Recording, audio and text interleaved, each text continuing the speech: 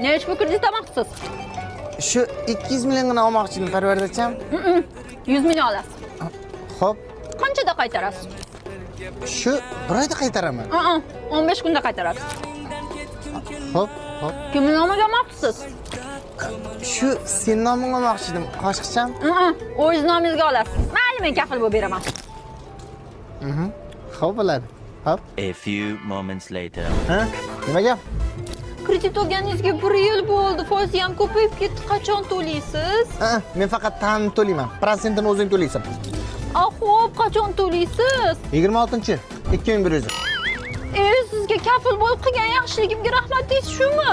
Sen menga kafil bo'lib yaxshilik qilganing yo'q, prosta men yangi ishlash uchun o'zingga 100 million investitsiya qilding. Qanaqasiga shunda hamma kreditni o'zim to'laymanmi? Ana ko'rding, o'zi men yangi ishlashni boshladi.